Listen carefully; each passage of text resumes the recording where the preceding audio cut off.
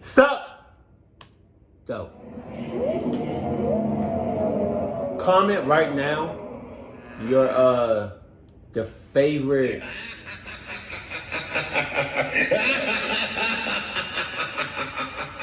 right. P.S. I would have some popcorn right now, but my sister broke my microwave. Yeah.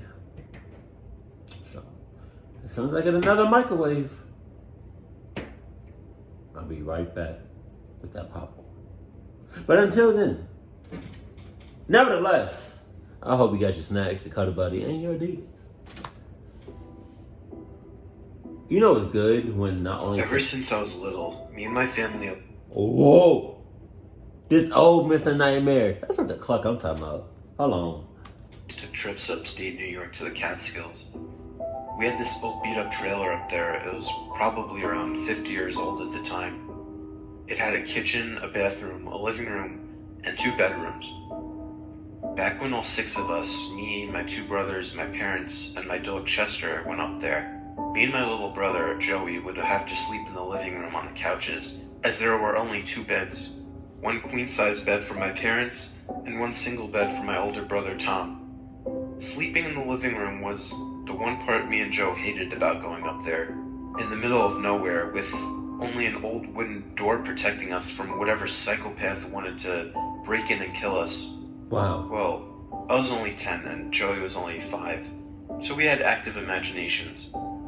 And it's a little understandable for little kids to be scared in situations like these. But the worst part of this living room at night were the blinds. You would think blinds would make you feel safer blocking out the blackness from outside, but these blinds didn't even cover half the window. We were exposed to the blackness of the outside. God damn, this is a cluck house with cluck surroundings. Damn. Of somebody or something standing out there, watching me sleep, always haunted my mind. I always slept facing away from the window. Chester always slept in the living room with me and Joey, which made us feel a little safer. Every night, however, at around the same time, we would wake up to the sound of Chester looking out the window, growling. I was always too afraid to go check outside, so I would call my dad and tell him to go look. He'd always step outside and take a look to make us feel better, and then he would... Step outside my ass! Not a chance in hell I'm going out there. I can check outside from inside. Come back in and tell us it was probably just a deer. There came a time where my dad grew sick of this routine every night and told us to ignore it and go back to sleep.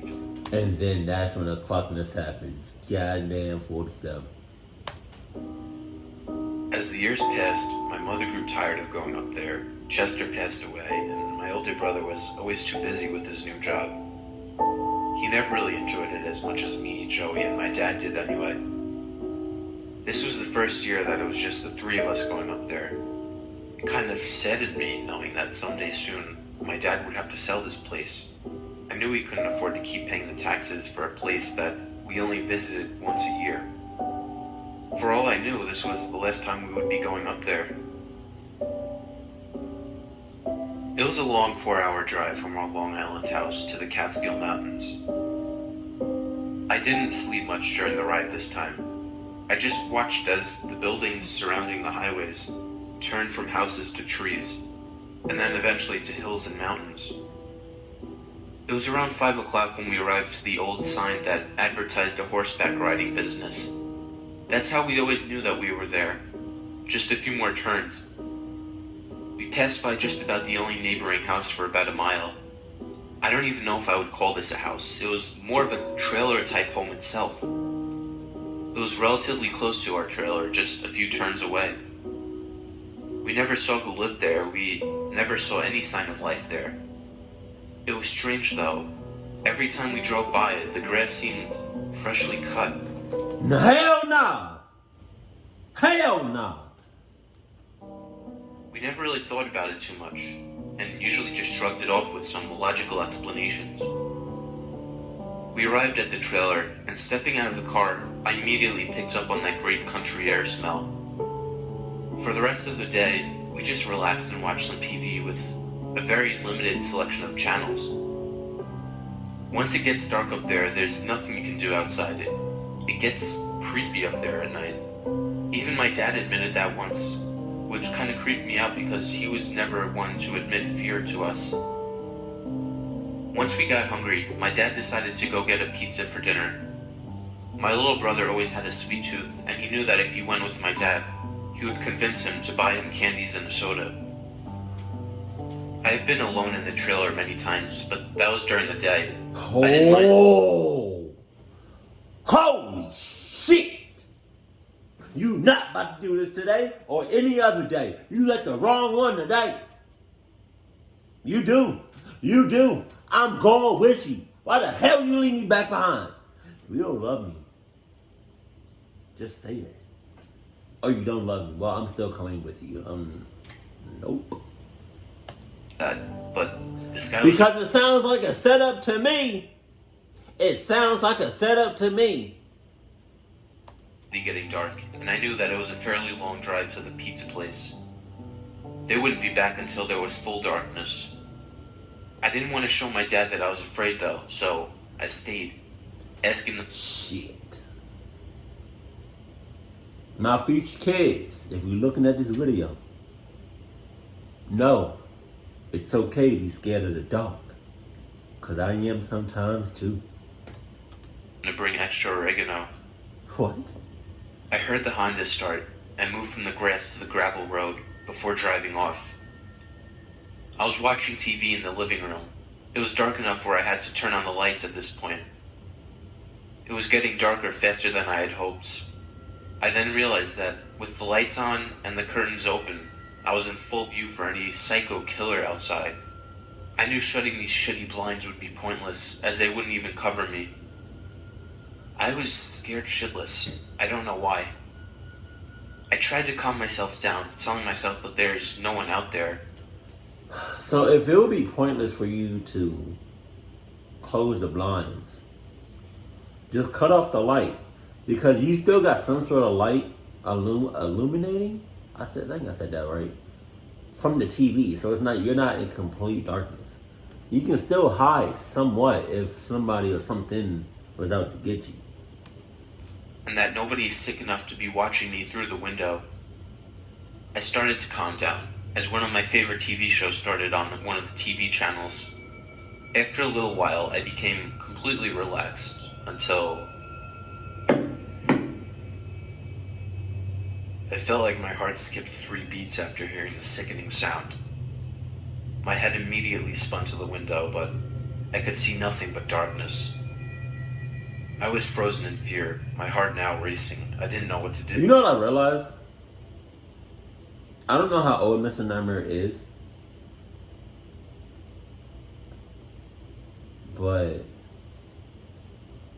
man, I don't know how long. I also don't know how long he's been on YouTube making videos with his voice. But I would think the reason he sounds distinctly different is because of puberty, I think. Yeah. That's the only thing I can think of. Because if you just using your natural voice on a microphone, should it sound that much different? I don't know. There was no way I would check who was out there. I then remembered my grandpa kept a gun in the closet. I shut up and ran to the closet where my grandpa keeps all of his tools. I dug through a bunch of old boxes and tools, but found no gun. I did, however, find the next best thing, an axe. Wow. I grabbed the axe and ran back to the couch. I thought about turning off the TV and light, but I quivered at the thought of being in total darkness in this situation. Whatever is out there knows I'm in here, and turning out the lights would do no good. It might. I sat back down on the couch with the axe in my hand, hoping whoever was out there would see that I was armed. As I sat there waiting, a few minutes felt like hours. I waited for another knock on the glass, or footsteps coming up the wooden steps to the porch, or for the doorknob to turn, but there was nothing. Nothing but the sounds of the TV and crickets outside. I heard the sound of a car pulling up the gravel road and turning onto our property. They're finally back. Is that them? I was so urgent to tell my dad about the knocking, but then I realized that he already thought I was kind of paranoid. Is it them though? I put the axe back in the closet and sat back down on the couch. Is it them? I heard the sound of car door shut, and then another. Is it them? Another. I guess they put the pizza in the back seat. The front door opened, and my dad and brother walked in with the pizza. It's not them. I was instantly relieved, remembering how hungry I was. It's not them. After eating, we watched TV for an hour before calling it a night. Oh, it's them. Since it was just 3 of us this time, my dad and brother shared the queen-sized bed, while I got the single bed in the other bedroom. This bedroom has a window as well, with no blinds at all. This window faced the woods behind the trailer. At least it's better than being in the living room, I thought. Surprisingly, I fell asleep relatively quickly, only to wake up hours later to the sound of... I sprang up from my pillow, instantly reminded of a nightmarish situation. No. They knew I was in this room now. Who's out there? Are they watching me? Why? All of these thoughts filled my mind, almost causing me to forget the most natural and expected reaction from almost anyone. I screamed for my dad, and I immediately heard him run out of his bedroom and into mine. He turned the light on, asking me if I'd gone completely insane. I explained the thumping noise on the glass to my dad, and he reluctantly agrees to humor my story. He stepped outside with a flashlight and searched around the whole trailer. He returned inside about a minute later, assuring me that there was nobody out there. My dad already thought that I was paranoid, but after this, I'm sure he thought I was just flat out crazy. Unless the dad is in cahoots. I'm not saying the dad is in cahoots, but look. What I am saying is, the dad is in cahoots. I didn't even try to fall back asleep that night. The thought that somebody was just outside these thin, old trailer walls, and that they've been staring right at me, freaked me out. All that was stopping them from entering the trailer was an old wooden door. The worst part, my dad didn't believe me. Without a dog around anymore to warn us, this creep could sneak in and slit our throats before a single one of us woke up. God damn. These thoughts polluted my mind, so I knew I would have to stay awake and listen for that front door to open. I probably wouldn't have even fallen asleep again that night if I tried. A few slow hours passed before the first crack of sunlight filled the room. After hours of sitting still in fear, listening, the sunlight brought me instant relief. I heard my dad get out of bed, walk past my room, and step outside. We have a beautiful mountain view of the sunrise up there, so my dad would often get up early to watch the sunrise. Knowing that my dad was awake now, I felt safe enough to fall asleep for an hour or two. And as quickly as that, I fell asleep. It wasn't until a few hours later when I woke up to the sound of my little brother riding his dirt bike around the property. It must have been noon already. I was surprised my dad didn't wake me up. When I entered the kitchen, my dad greeted me with a good afternoon, emphasis on the afternoon. I decided to eat breakfast outside on the deck, because above the kitchen table was one of those sticky fly-catching roll-up tapes that you hang on the ceiling, and quite frankly, a bunch of dead flies and other flying bugs are not what I want to look at while eating. It was a long, boring day. I didn't do much besides watch TV, shoot cans with a BB gun, and think about the night before. Somebody knocked on the window. Somebody was outside, watching, listening. Maybe they still were. It was about 10 minutes after dinner time. The sounds of the dirt bike still filled the property, even so shortly after dinner. My dad couldn't take the racket anymore and told him to go ride somewhere else. It was a good thing my mom wasn't there, for my dad's sake. because she wouldn't approve of a boy of such a young age riding a dirt bike without supervision, especially so close to dark. My little brother told my dad that he was going to ride on the neighbor's property. After all, nobody ever seemed to be there, and it was a perfect property for the dirt bike. My dad said it was okay, and with that, my little brother stormed off the property, turning the corner up the hill until the sound was completely gone. It was quiet again, just what my dad wanted. I became bored quickly and decided to go see if Joey would let me ride around for a bit. I walked over to the neighboring lawn, but couldn't find my brother there. It was strange because he said he was going to ride around the property. I assumed that he was just riding down the dirt roads and decided to walk back to the trailer until I noticed the front door to the little house at the top of the lawn was open. My ass. This made me really curious because there was no car on the lawn and I had never seen anyone in that house. I then had the thought that my little brother went in there, snooping around. No. I was extremely curious at this point. Wow. So I walked up to the house. As I got closer, I noticed my little brother's dirt bike on the side of the house. Now I knew he was in there. This got me angry. I stormed up to the house and barged in through the front door. I screamed Joey's name, but there was no response. That's not The only Joey. thing that broke the silence was the creaking of the deteriorating floor when I walked. The living room was small and it only had a few pieces of furniture, including a blue couch with some chairs in the arms, a seemingly antique wooden coffee table that was covered in dust, and an old TV that looked like it was from the 60s. The room was dark as all the curtains were closed.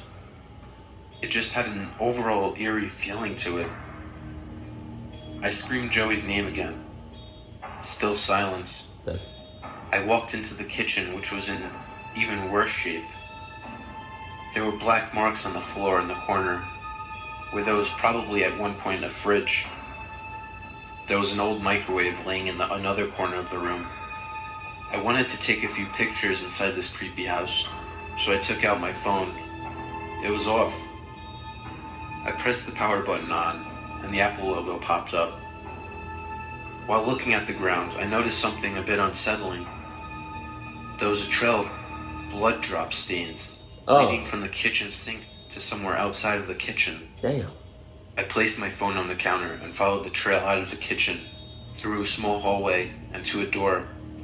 It was a small door. It looked like a closet door. I was a little afraid to open it, but I did anyway. I made a shocking discovery. It was a stairway leading to a basement. God damn! It was odd for a small trailer-like house like this to have a basement. I had the stupid thought that maybe Joe was down there, but I'm sure my curiosity only used that as an excuse to keep snooping around. I searched the wall for a light switch, but there was none. Of course not. I walked down a few steps to see if I could see anything, but it was too dark. It was too dark to go down there without a light source. I decided to go get my phone to use as a flashlight, so I walked back up the stairs until something hit me in the face. I realized I walked into a hanging light switch. How could I have missed that? I thought. I pulled down the switch, turning on a very dimly lit light bulb. Not only was it dim, but it gave off an eerie red light. I took a few steps down the stairs. The light barely provided enough light to reveal the basement, but as I peered down, I was able to see the shadows of a bunch of objects that seemed to be attached to something hanging off the ceiling. Before I could get a closer look, I heard footsteps coming from upstairs. It had to be Joey. I was so focused on snooping around myself, I had completely forgotten that the reason I entered in the first place was to find him. I walked up the stairs, yelling Joe's name again. "Why aren't you answering?" Man. I said as I reached the top of the stairs. Man, let me tell y'all something. If I ever find myself in a collective situation and I'm supposed to be with somebody, right? And let's say for instance I say I'm in your situation, right? And I'll call out for her head is not down all the way, but her eyes are closed. And I say, like, I call out for, let's say Mike, right? If I, as clear as day, say Mike, and I think you're within feet from me, and you do not respond whatsoever, I'm haul ass in the opposite way. If I to do something like, Mike!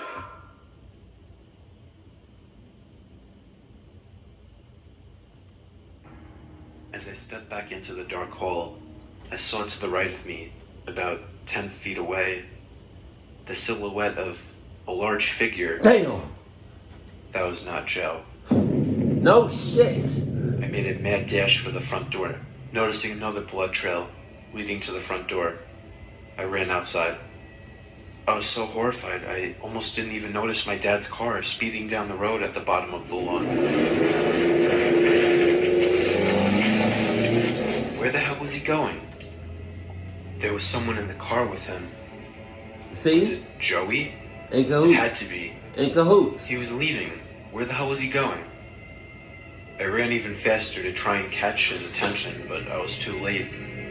The car turned the next corner and drove down the hill past the trees. I slowed down and turned around to see that Joey's dirt bike was still at the side of the house.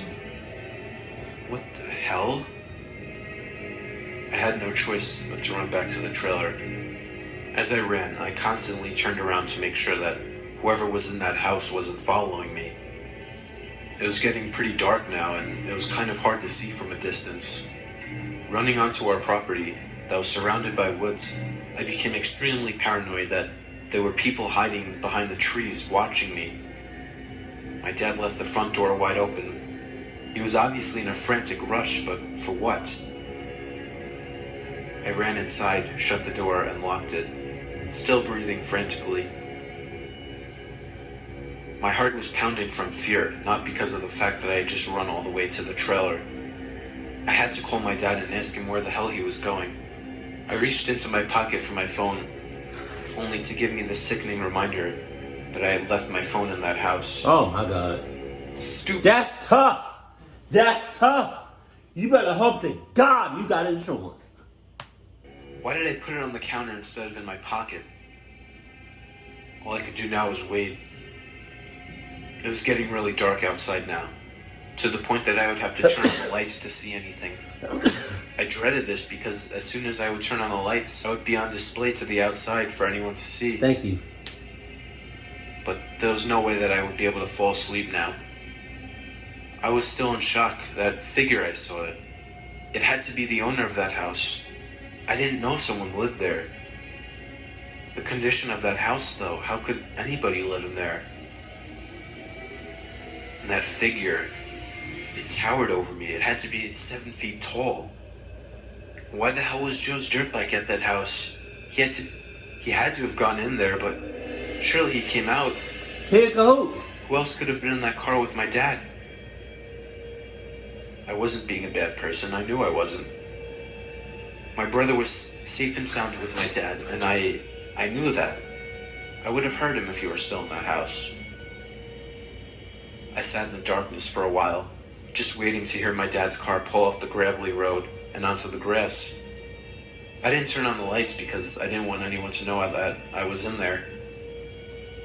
Before it got too dark to navigate the trailer at all, I managed to find a flashlight in the closet.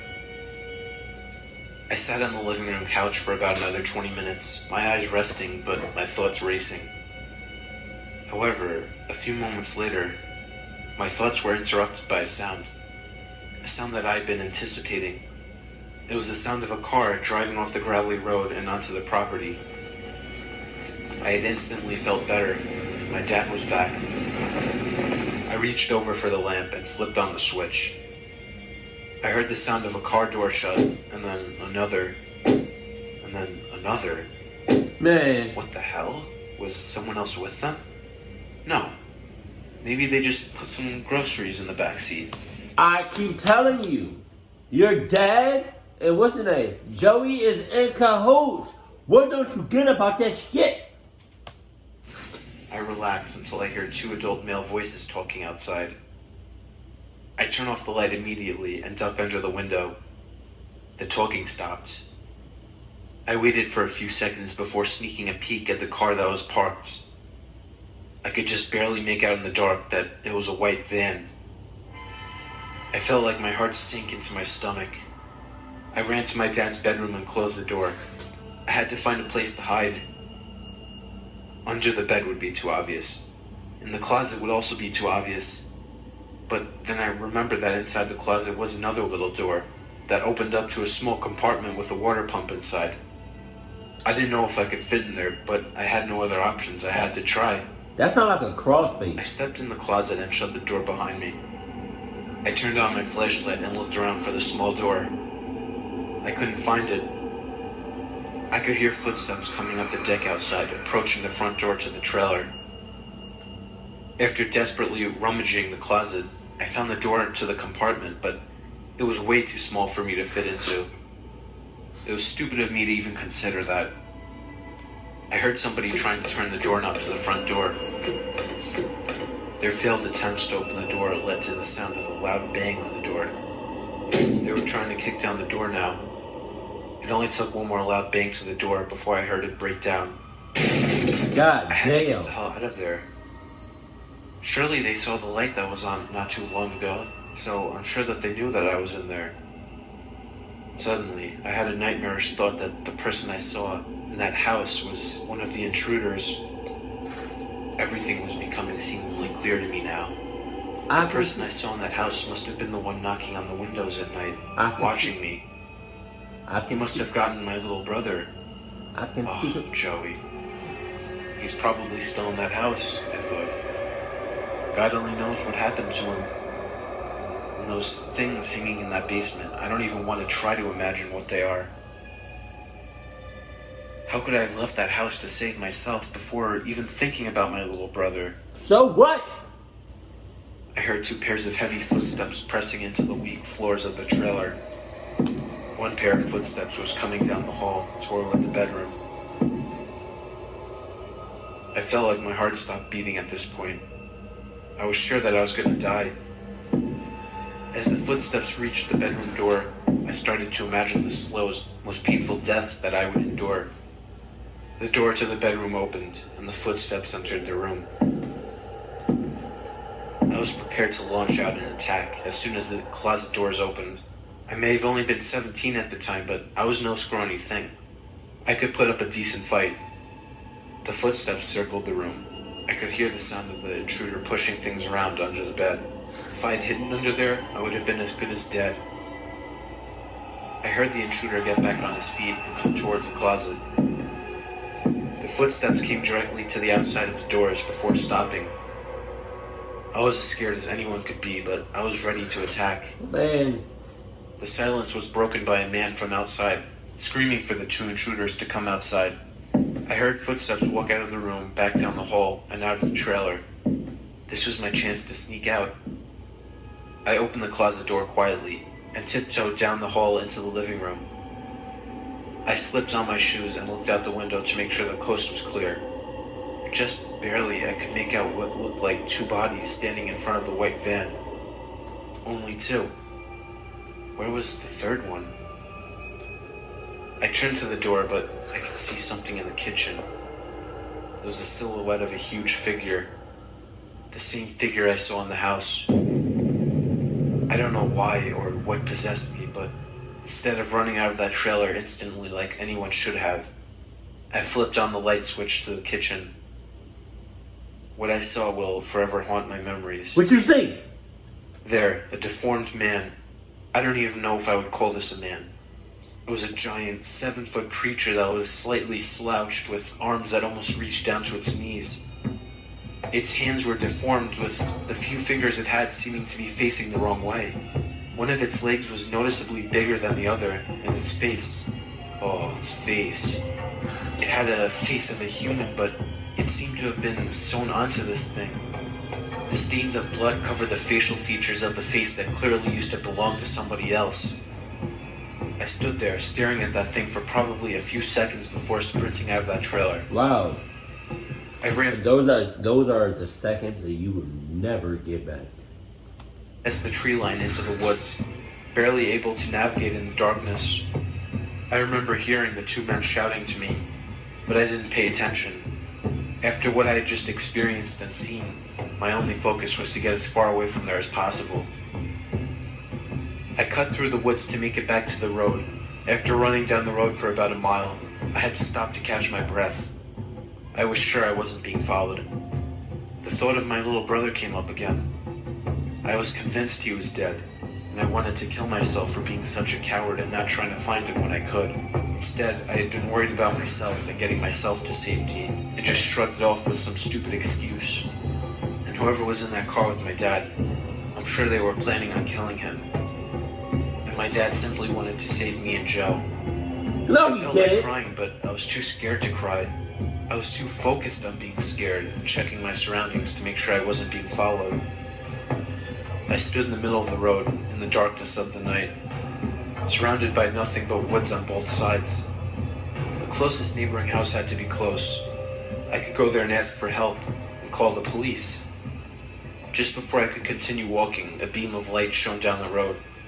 I looked up to see the headlights of a car speeding down the road. It couldn't be the white van, it was coming from the opposite direction. I waved my hand, signaling for the car to stop, but as it came closer, I realized it was my dad. He slammed on the brakes and screamed at me to get in the car. There was someone in the passenger seat. It was my little brother Joey.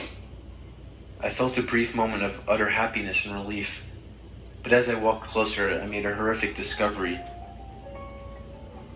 His arm had several gashes in it, of which my dad tried to patch up with first aid tape. The tape had been soaked and turned completely red from blood.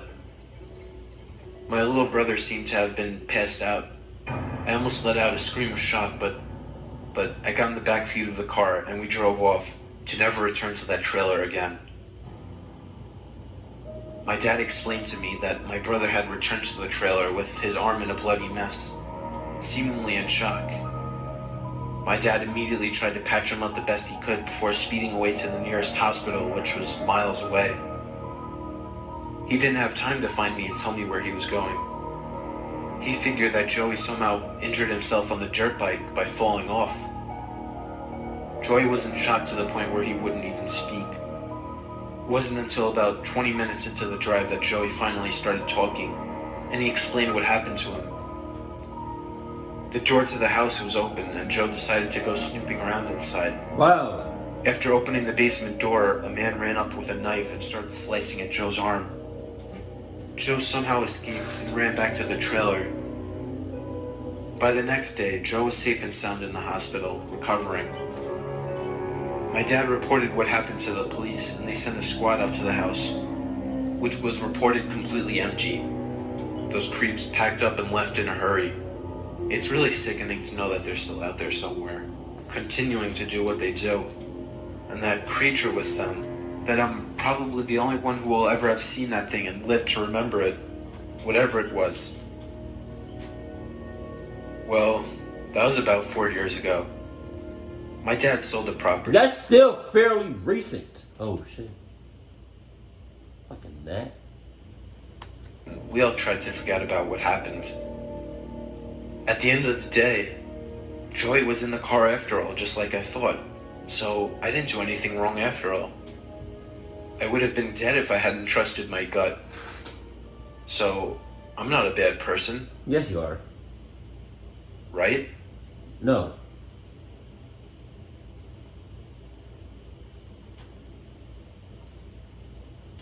Please don't. No jump scares. Okay. This Joey and the other kid was definitely on some cluck shit.